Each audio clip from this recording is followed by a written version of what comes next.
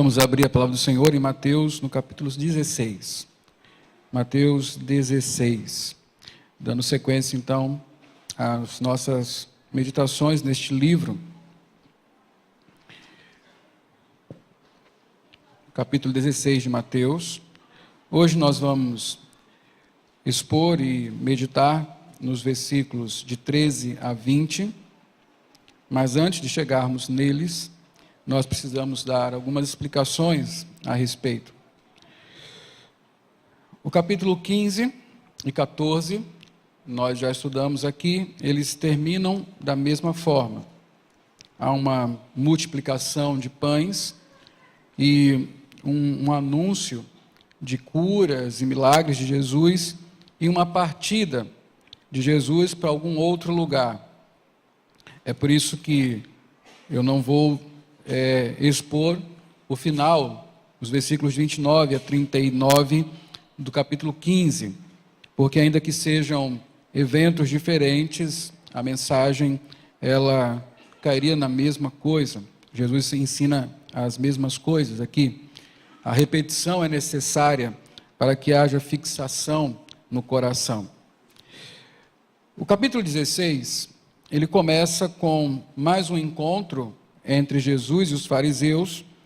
Mais uma vez, os fariseus pedem um sinal do céu, como já aconteceu no capítulo 13. E, mais uma vez, Jesus fala que para essa geração adúltera, ele não dará nenhum sinal, senão o Evangelho.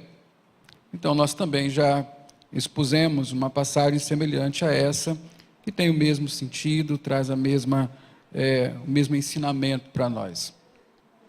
Depois, versos de 5 a 12, mais uma vez o Senhor Jesus Cristo conversando com os seus discípulos, capítulo 16, versos de 5 a 12, Jesus está ordenando que eles tenham cuidado com os ensinamentos dos fariseus. E isso é importante para o que nós vamos estudar hoje, porque os ensinamentos dos fariseus desviam o foco de quem é Jesus de fato e da necessidade de um Salvador, uma vez que o ensino dos fariseus é um ensino legalista, baseado em obras. Mas então, nós vamos tratar o que está nos versículos de 5 a 12, enquanto estudamos o restante do capítulo, que começa no versículo 13 e vai até o versículo 20. O versículo 20 do capítulo 16, ele encerra uma etapa do livro de Mateus, do Evangelho de Mateus. Uma etapa onde Jesus ainda é um pouco misterioso. Ele não deixa muito claramente quem ele é, o que ele pretende. Não que ele não faça isso, mas ele não diz diretamente estas coisas. Mas o seu ensino, os seus sinais, tudo isso indicam quem ele é. Nós temos aprendido aqui que a vida de Jesus, o seu ministério, todo ele comprova, por evidências que não se podem questionar, que ele é o Cristo, ele é o Messias, ele é o Rei que viria. É isso que Mateus está tentando mostrar desde o primeiro capítulo. A partir do versículo 21, então, Jesus é muito claro, tanto a respeito de quem ele é, quanto o que ele tem que fazer. A partir do versículo 21, pela primeira vez, Jesus vai falar sobre a cruz, que ele está indo justamente para a cruz. Capítulo 21, versículo 21, então, podemos dizer que é uma estrada que segue até Jerusalém, sem paradas, até que Jesus se encontre com a cruz. Os versículos de 13 a 20, então, eles são versículos, é uma passagem-chave nesta mudança, porque nessa passagem é uma grande confissão, e algumas afirmações de Cristo que são de vital importância, foram para os discípulos e são para nós. Quem ele é e o que é a igreja. Então, vamos meditar nessa passagem, e eu peço que você tenha bastante atenção, coloque o seu coração nisso, enquanto eu exponho e explico e aplico a palavra do Senhor aos nossos corações. Então, Mateus 16, de 13 a 20, diz o seguinte: chegando Jesus à região de Cesareia de Filipe, perguntou aos seus discípulos: quem os outros dizem que o Filho do Homem é? Eles responderam: alguns dizem que é João Batista, outros Elias, e ainda outros Jeremias ou um dos profetas. E vocês? Perguntou ele: quem vocês dizem que eu sou? Simão Pedro respondeu: tu és o Cristo, o Filho do Deus vivo. Respondeu Jesus: feliz é você, Simão, filho de Jonas, porque isto não lhe foi revelado por carne ou sangue, mas por meu Pai que está nos céus. E eu lhe digo que você é Pedro, e sobre esta pedra edificarei a minha igreja, e as portas do Hades não poderão vencê-la. Eu lhe darei as chaves do reino dos céus. O que você ligar na terra terá sido ligado nos céus, e o que você desligar na terra terá sido desligado nos céus. Então advertiu aos seus discípulos que não contassem a ninguém que ele era o Cristo. Então nós temos duas partes aqui, uma que se refere a quem Jesus é, as perguntas que ele faz, e depois sobre a igreja e o ministério apostólico. Então vamos por partes aqui. Versículos 13 a 15. O que Jesus faz são duas perguntas, uma a respeito do que as pessoas pensam sobre ele, em geral, e uma mais particular aos discípulos, para saber o que eles dizem a respeito de Jesus. Então, Jesus vai para uma região que não é mais ali a Galileia, um pouco mais acima, ao norte, Cesareia de Filipe, e essa região é bem interessante para o que acontece aqui. É uma região ao pé do Monte Hermon, muitas pedras, na verdade, o grande destaque dessa região é uma pedreira, onde tem um templo ao deus Pan, e Jesus está nesse cenário, e a partir desse cenário ele vai ensinar coisas aos seus discípulos. Então ele começa perguntando: quem os outros dizem que o Filho do Homem é? Filho do Homem é um título messiânico, e Jesus gosta desse título, Mateus gosta dele. Ele pergunta: o que os homens, o que as pessoas dizem que o Filho do Homem é?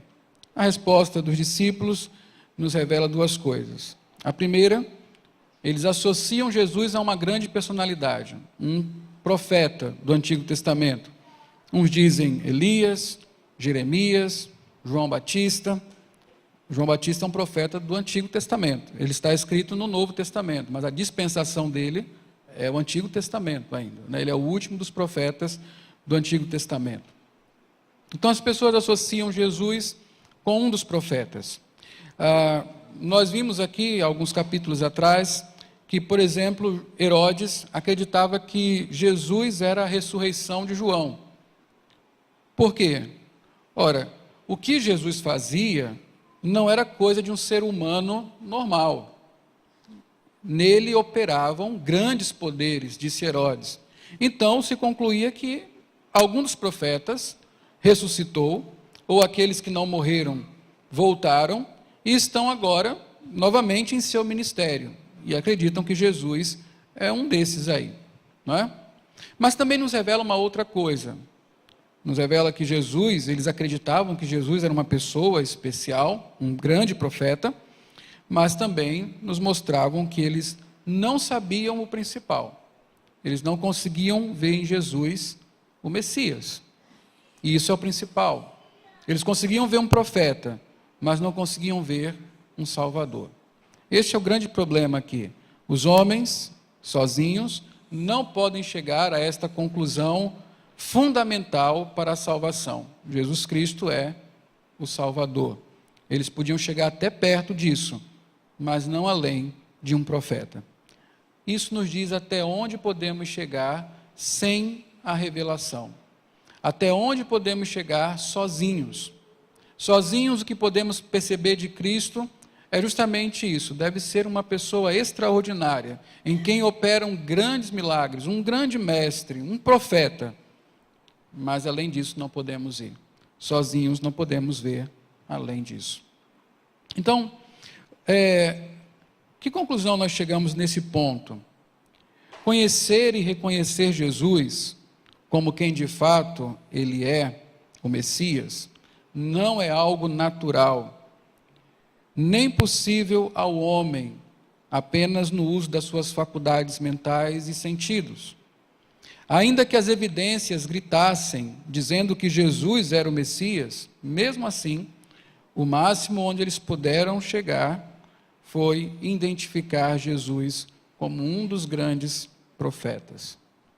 Quando Jesus começa com a mulher samaritana, e começa a falar da vida dela, revelando os seus vários relacionamentos, e o último relacionamento dela, um relacionamento adúltero, não era o marido dela, ela diz assim: vejo que és profeta. Foi o máximo onde ela conseguiu chegar, identificar Jesus como um grande profeta. Eu quero contar uma breve história para vocês entenderem isso, para nós todos compreendermos isso. Há um professor de filosofia, um doutor da USP, PhD, chamado Clóvis de Barros Filho. Faz palestras muito boas, ainda que eu não concorde com ele, nem me alinhe com ele ideologicamente, mas ele é um homem muito inteligente, sem dúvida alguma. Ele tem uma palestra, duas palestras na verdade, onde ele fala sobre Jesus, uma ele fala sobre a ideia de Deus. Isso tudo no campo da filosofia. Quando você ouve esse homem falar sobre Jesus, sem conhecê-lo, você pensa que é um crente falando. Por exemplo, ele comparando Jesus com Aristóteles, ele coloca Jesus como muito melhor que Aristóteles. Ele diz que Jesus, ele descobriu qual é realmente o sentido da vida. E qual é o sentido da vida? O sentido da vida é amar o outro.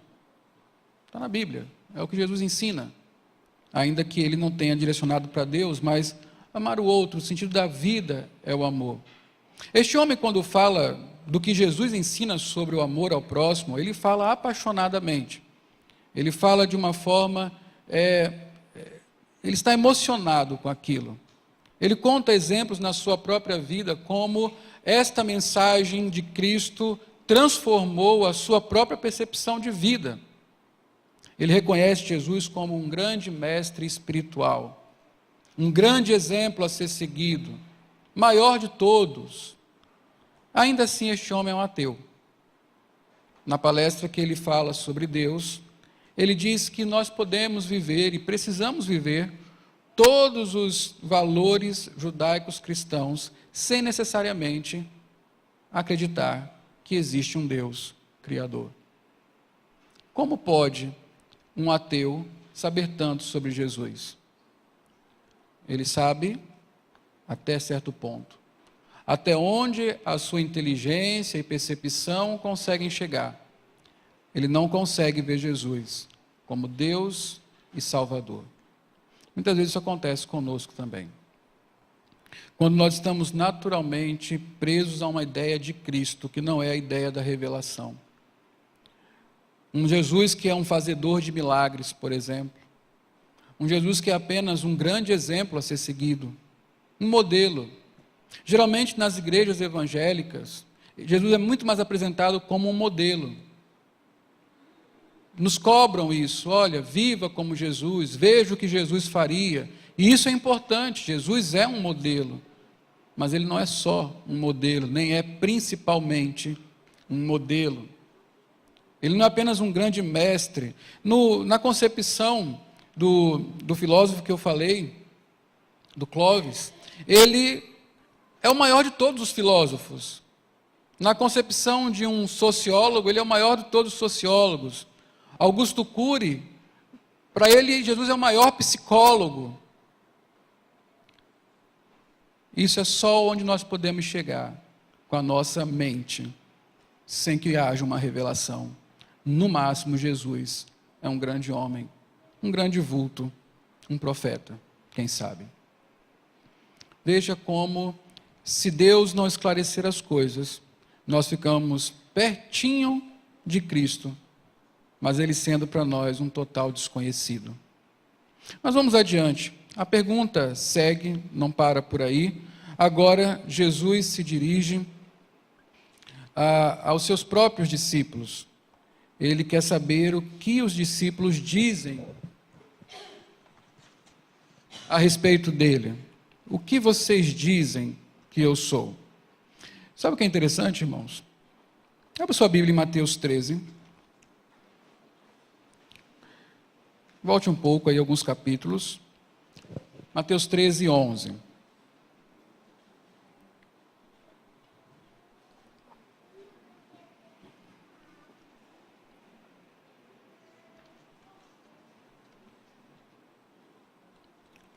Olha o que está escrito aí.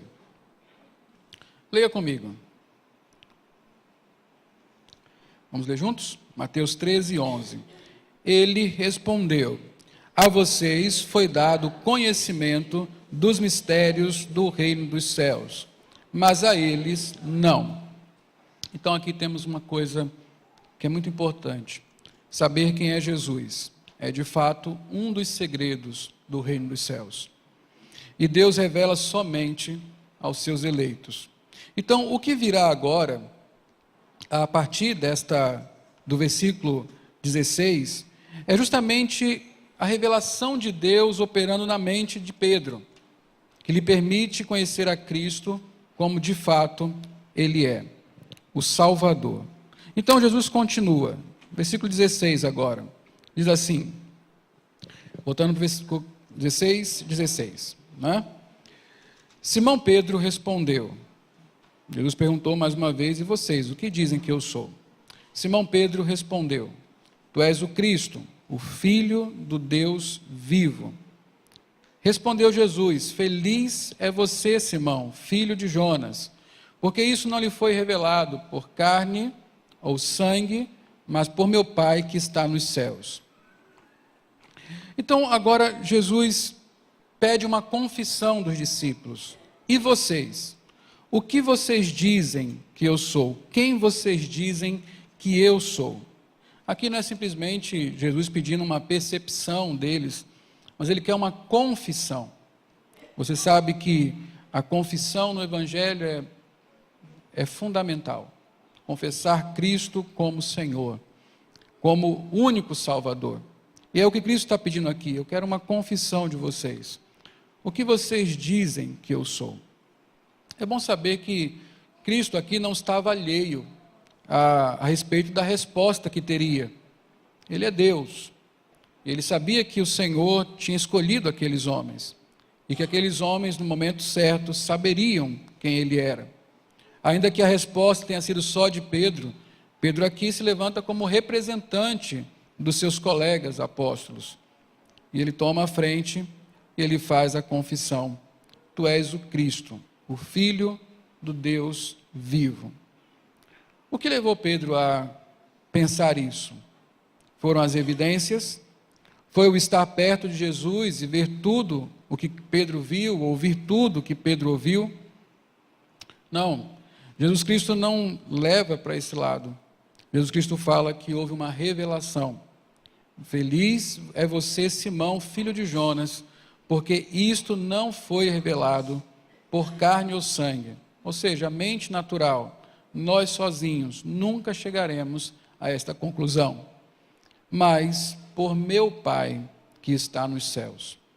Sozinhos não podemos chegar às várias conclusões sobre sozinhos podemos chegar a várias conclusões sobre Jesus. Um grande mestre, um guia espiritual, um modelo perfeito, mas a revelação nos leva para mais adiante. Jesus é o Salvador. O que implica dizer que Jesus é o Messias? Esse é o ponto aqui muito importante. Qual o significado disso? Declarar Jesus é o Salvador. O Messias é este que veio para salvar o seu povo dos seus pecados. Não é simplesmente uma declaração de quem é Jesus, mas algumas coisas aqui estão envolvidas. Por exemplo, quando eu digo que Jesus é o Salvador, quando eu digo que Ele é o Messias, o Filho de Deus, o Cristo, o ungido do Senhor que veio para salvar, eu estou reconhecendo um estado de pecado e de miséria. Ora, para que é necessário um Salvador, senão para aqueles que estão perdidos? Se eu confesso Cristo como Salvador, se eu consigo enxergá-lo como aquele que veio para salvar, eu preciso também enxergar que há uma necessidade real de salvação. Portanto, eu estou em um estado de pecado e miséria. Esse estado de pecado e miséria, essa convicção de pecado, esta convicção de rebelião contra Deus não é feita senão pelo próprio Deus. É revelação que vem do alto, pelo Espírito do Senhor, que nos mostra onde estamos. Então, convencidos de pecado, nós também somos convencidos de incapacidade de salvação. Ora, se eu pudesse me salvar, eu não precisaria de um Salvador. Se eu sou capaz disso, para que alguém de fora vir me salvar? Reconhecer a minha miséria me leva a reconhecer também a minha incapacidade. Reconhecer Cristo como um Salvador faz também com que eu reconheça que eu, por mim mesmo, não posso me salvar. A outra coisa, então eu finalmente reconheço que eu preciso de um Salvador. E reconhecido que preciso de um Salvador, eu confesso como Cristo, o meu Salvador, aquele que veio para salvar o seu povo dos seus pecados. Essa confissão de Pedro não é apenas uma declaração teológica, mas é em si mesma a humilhação do ser humano, que confessa a necessidade de um Salvador e que aponta para ele: Cristo é o meu Salvador. Tu és o Cristo, o Filho do Deus vivo. Essa confissão não pode ser feita por uma mente natural. Só uma mente transformada, só um coração alcançado pela graça do Senhor, que revela Cristo ao homem, é que pode fazer tal confissão. E assim foi que Pedro fez. O que nós precisamos pensar aqui, irmãos, é o privilégio que nós temos. Há algum tempo atrás, quando estudamos a parábola do semeador, nós podemos ver que existem esses dois grupos de pessoas. Há um segredo, o segredo do reino dos céus. Nem todos conhecem esses segredos. A uns foi revelado o segredo, a outros não. Qual é o segredo? O segredo é revelado pelo Evangelho. O segredo é que há um Salvador, que é Cristo. Para aqueles que tiveram as suas mentes, a quem foi dado conhecer os segredos do reino, olham para Cristo e encontram nele um Salvador. Encontram nele um relacionamento pessoal que produz salvação, restauração da vida. Encontram nele o mediador que nos leva ao Pai, que nos reconcilia com Deus. Encontram nele aquele que justifica do pecado, e justificados do pecado, agora voltamos a ter paz com o nosso Senhor. Para aqueles que os olhos foram abertos, aqueles corações preparados pelo bom agricultor, que quando recebe a semente do Evangelho, ela floresce e dá fruto.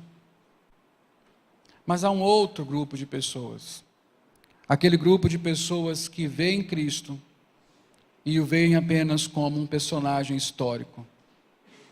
Alguém que passou pela história do mundo, como Gandhi, como tantos outros líderes espirituais, mas que nada tem a ver com as suas almas. E esse é um estado terrível para se estar. Você entende o seu privilégio quando você pode confessar Cristo como Senhor da sua vida? Talvez você pode pensar que você é melhor que os outros. Talvez você possa pensar que a sua inteligência, os livros que você leu, a igreja que você frequentou, o pastor que você teve, a pessoa que lhe evangelizou, a sua própria perspicácia, lhe levaram a reconhecer que Cristo é o Salvador. Meus irmãos, não acontece dessa forma. Essas coisas podem ser instrumentos, mas elas não são eficientes, não são eficazes em nos fazer conhecer Cristo. Só Deus pode fazer isso. Só o Pai pode revelar o Filho. E se hoje você conhece o Filho como aquele que foi enviado para salvar você do seu pecado, isso é graça do Senhor. Isso é uma dádiva misericordiosa de Deus. Aqui não cabe nenhum tipo de orgulho, nenhum tipo de vaidade. Pelo contrário, uma humilde gratidão ao Senhor pelo que Ele fez por nós. Transformar cegos em pessoas que podem enxergar. Transformar mudos, surdos, naqueles que podem ouvir a voz do bom pastor. Providenciar um encontro com o Salvador. Veja, talvez o Clóvis, o filósofo que eu falei, saiba muito mais sobre Jesus historicamente do que eu sei, do que todos nós aqui sabemos. Talvez ele tenha lido livros sobre Jesus mais do que qualquer um de nós. Talvez até ele conheça as histórias bíblicas que falam de Jesus muito mais do que nós. Mas o fato é, ele continua sem conhecer a Cristo. Não é extraordinário o que Cristo fez por nós? Não é maravilhoso o fato de sermos crentes em Jesus Cristo? Isso não se dá por nossa inteligência, mas por revelação de Deus. Conhecer a Cristo não é só bom porque nós podemos conhecê-lo, mas porque isso traz implicações para a nossa vida, neste mundo e na eternidade. Os próximos versículos, então, nos mostram a importância dessa confissão de que Jesus Cristo é o Filho de Deus, que Ele é o Cristo. Tu és o Cristo, como disse Pedro. Versículos 18 a 20 nos mostram as implicações disso. Jesus diz assim: eu lhe digo que você é Pedro, e sobre esta pedra edificarei a minha igreja, e as portas do Hades não poderão vencê-la. E aqui está uma coisa importante. Jesus agora faz uma brincadeira com as palavras. Pedro, pedra. Pedro, a palavra que Jesus usa para falar sobre Pedro é a palavra Petra, uma rocha, uma pedra. Quando ele fala sobre esta pedra, melhor, eu me confundi com a brincadeira de Jesus, né? Jesus fala assim: tu és Pedro, tu és Petros, rocha, uma rocha comum. Sobre esta pedra, sobre esta Petra, rochedo, pedreira, eu edificarei a minha igreja. E esse versículo aqui, ele é alvo de polêmica. A forma como você entende esse versículo faz você ser um católico ou um protestante. Se você entende esse versículo como os católicos acreditam que o que Jesus está dizendo aqui é que ele vai fundar a igreja em Pedro. Por isso, a partir de Pedro, começam os papas. E todo papa é sucessor de Pedro. É por isso que quando o Papa fala, todos na Igreja Católica ouvem e obedecem, porque a Igreja é fundamentada no Papa. Mas será que é isso que Jesus está ensinando aqui? Será que Jesus está dizendo que ele vai fundamentar a sua Igreja em Pedro? Não. Não é isso mesmo. Uma exegese simples dessas palavras nos mostra justamente o contrário. Pedro é uma rocha que será fundamentada na pedreira. Há uma rocha maior que sustentará Pedro e todos os seus discípulos, e a partir deles toda a igreja, que são pedras sustentadas por esta rocha. Aqui nós temos algumas interpretações dentro da igreja protestante. Por exemplo, essa pedreira é o próprio Cristo. Alguns acreditam. Outros acreditam que essa pedreira é a confissão. Outros, a confissão de que Jesus é o Senhor. Outros acreditam que a pedreira são todos os apóstolos e o ensino deles. É nisso que está fundamentado a igreja. Mas acredito que, se formos fiéis às Escrituras Sagradas, nós chegaremos a uma conclusão muito simples de que a rocha onde Pedro, os outros e todos nós estamos fundamentados como pedras vivas é Cristo Jesus. Vamos abrir a palavra de Deus. Efésios 2.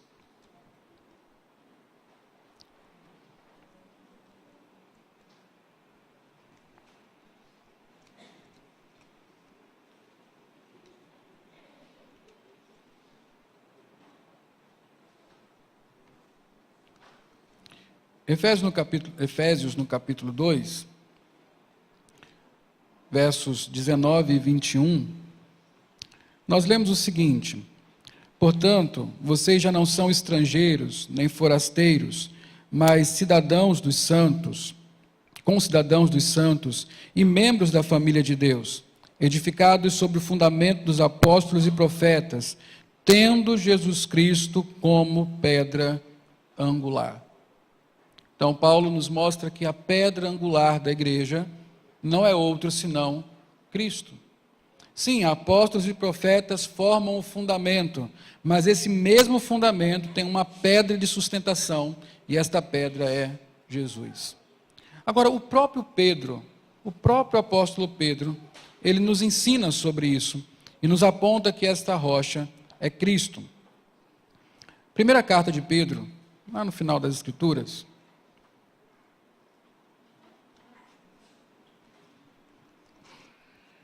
capítulo 2,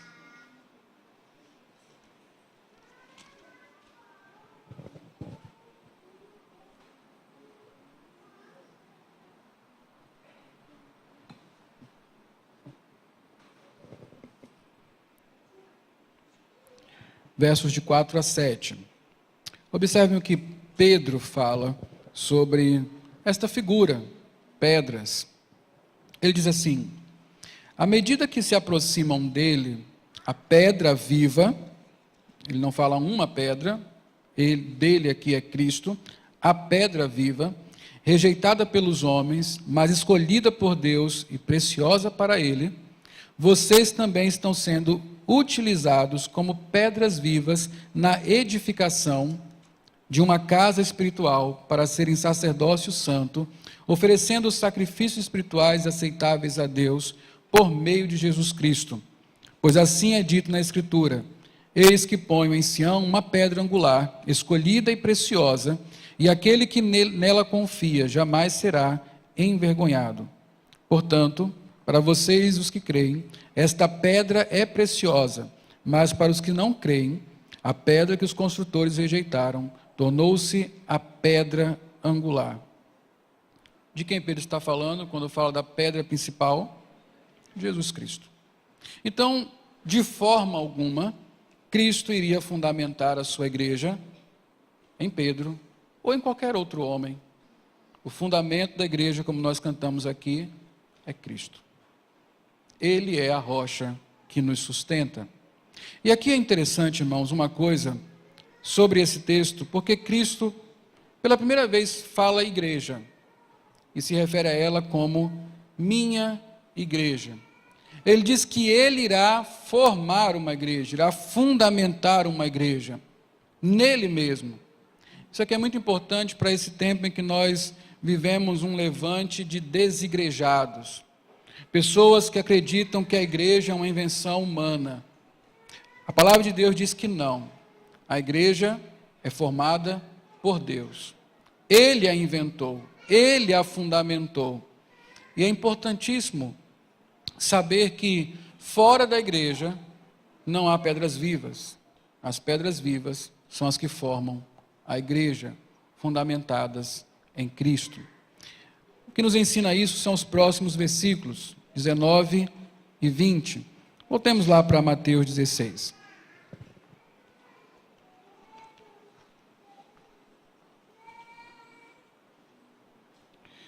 Versículos 19 e 20.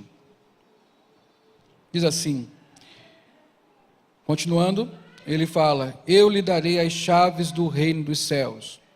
O que você ligar na terra terá sido ligado nos céus. O que você desligar na terra terá sido desligado nos céus.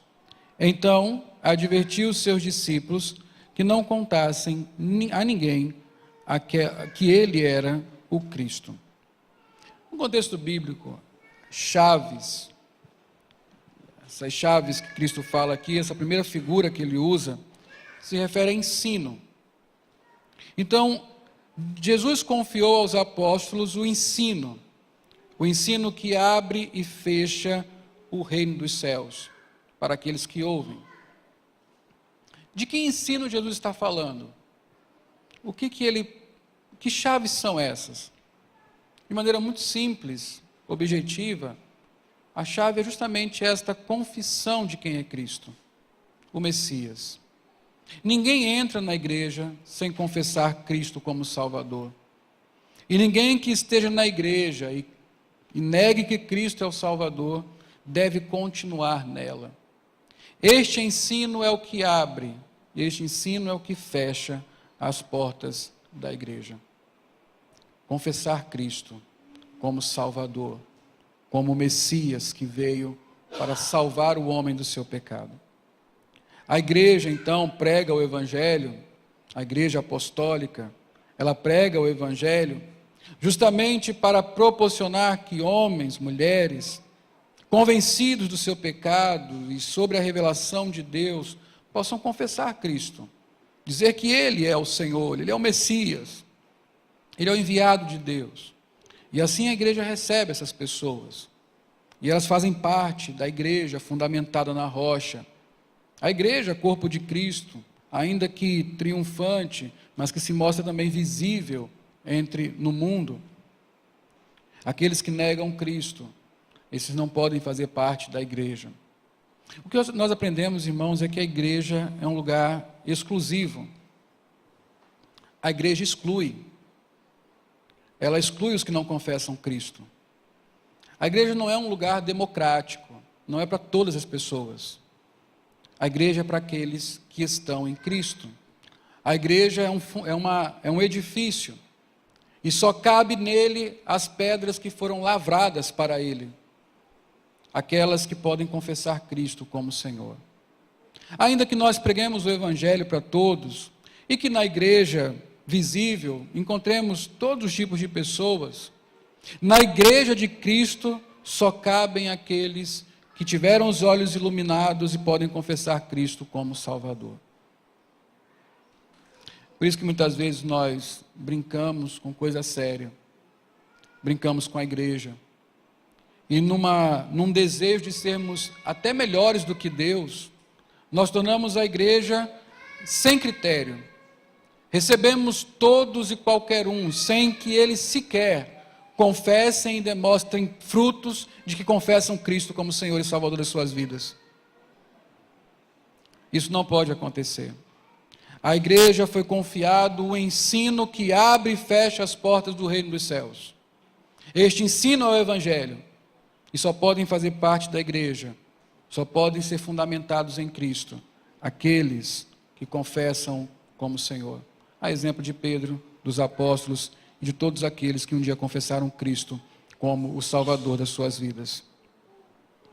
A igreja, inclusive, seguindo o texto, quando Cristo fala, o que ligares no céu, será sido ligado na terra, será sido ligado nos céus, o que for desligado na terra, terá sido desligado nos céus, nos mostra que a igreja tem essa autoridade dada pelo próprio Cristo, de trazer pessoas e de excluir pessoas. A igreja é o lugar onde Deus concede autoridade aos seus líderes para disciplinar e até excomungar aqueles que, ainda que professem com os lábios, não vivem como Cristo, sendo o Salvador das suas vidas.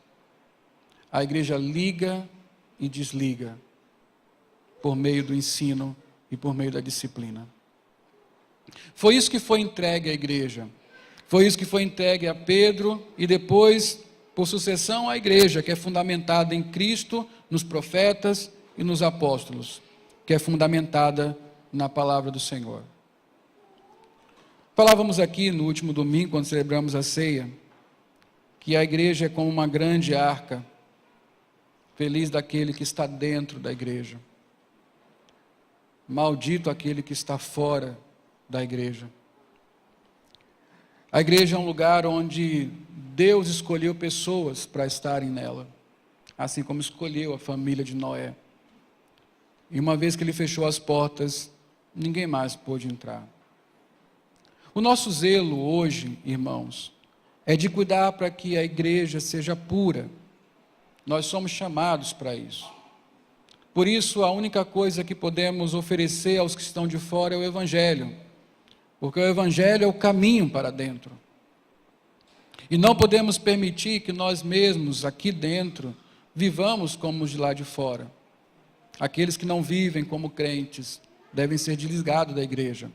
Aqueles que não vivem debaixo da confissão de que Cristo é o Senhor devem ser desligados da igreja. Contudo, irmãos, nós estamos aqui vivendo um grande privilégio, porque estamos na igreja. Um dia você confessou Cristo como Senhor da sua vida. Estamos perto, mais uma vez, de receber membros na igreja. Pessoas que publicamente vão dizer: Jesus é o meu Senhor, Jesus é o meu Salvador. Que privilégio é esse, de poder conhecer Cristo e de fazer parte da sua igreja, o único lugar seguro do mundo. Que privilégio é esse? Eu queria mais uma vez que você, ao olhar para esse privilégio, se sentisse realmente rico em fazer parte de uma igreja, em confessar Cristo como Senhor. Isso não é coisa pouca, isso não é coisa sem valor. Que pessoa bem-aventurada eu sou por poder ser membro de uma igreja. Que pessoa bem-aventurada eu sou por ter um dia podido confessar Cristo como Salvador. Que bem-aventurado eu sou porque os meus olhos foram abertos. Eu não apenas tenho um relacionamento com Cristo, eu tenho um relacionamento com o povo de Cristo. Eu estou aguardando sem medo o dia que Ele vai voltar, porque eu estou no lugar certo. Que privilégio eu tenho. Que privilégio você que está sentado aqui como um crente tem. E muitas vezes nós desperdiçamos esse privilégio, porque iludidos pelo mundo, iludidos pelos nossos pensamentos, desejos, nós colocamos isso como coisa de menos valor. A coisa menos valorosa que nós temos. E muitas vezes, descuidadamente, nós transmitimos isso para os nossos filhos também. Mas além do privilégio, nós precisamos ter também um senso de urgência. Um certo desespero deve bater em nossas almas. Não por nós mesmos, mas por aqueles que estão fora da igreja e precisam conhecer Cristo. Eles precisam confessar Cristo como Senhor. Eles precisam reconhecer Cristo como o Messias, como o Cristo, o ungido de Deus. E mais uma vez nós voltamos para aquilo que a palavra de Deus nos ensina. Como é que eles vão confessar se não têm ouvido sobre Cristo? Se esta mensagem que acolhemos aqui não tem sido proclamada lá fora, como eles irão confessar? Como é que eles irão entrar na igreja? Se as portas não estão abertas, porque nós não estamos pregando o Evangelho. Se nós estamos retendo o ensino que salva, se nós não estamos proclamando ao perdido que há um Salvador, a fim de que ele possa confessá-lo como o único Senhor e Salvador das suas vidas. Cristo estabeleceu a igreja. A igreja é o lugar mais seguro do mundo para aqueles que confessam Cristo como Senhor. Nós precisamos nos sentir à vontade e privilegiados nisso, mas ao mesmo tempo precisamos ser incomodados para levar esse Evangelho aos outros. Que o Senhor nosso Deus seja glorificado, que Ele aplique a sua palavra aos nossos corações. Amém.